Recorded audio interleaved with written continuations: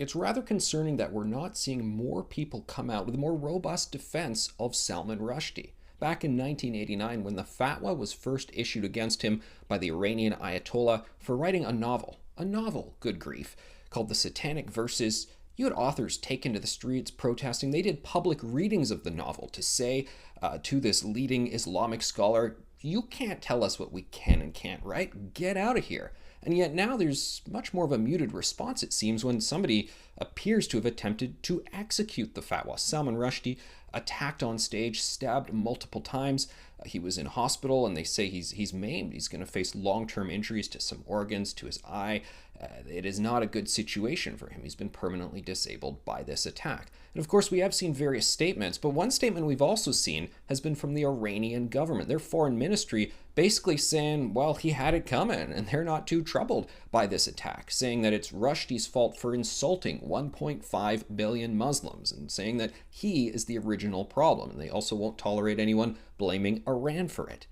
This is a problem, ladies and gentlemen. I mean, free speech, that's a battle that we're fighting a lot here. And if someone can't just write a novel back in the 80s and not have to fear for their safety even today, that's a problem. Salman Rushdie was in hiding for a number of years. He wrote a really interesting book called Joseph Anton about all of the details of it, the climate at the time. It's unbelievable to think there were bombings, there were attacks based on this book. And there were a lot of people, I want to say most, in sort of the left-wing author circles who did come to his defense, but some who said no, he actually shouldn't have written this thing because this offended people. But come on, we know people didn't actually read this novel. They just chose to be offended by it. They said, okay, we're going to go out and we're going to riot, and incite a riot, we're going to do these attacks and all of it. And we have to say no, free speech rights have to be absolute. It's rather troubling to think that a religion can push a rule on non-adherence, such as you can't write this book, you can't read this book, or you can't look at these cartoons of Muhammad, or you can't draw them, or what have you. And you say, well, I appreciate that that's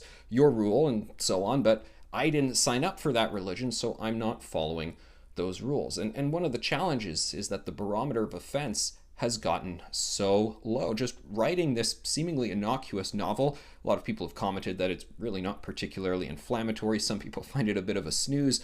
That this has caused this whole situation that we're seeing. It's been going on for decades. More people need to stand up and say no. But then again, one of the problems with today's climate is there's less and less free speech in general. Forget whether it has to do with religion. We've got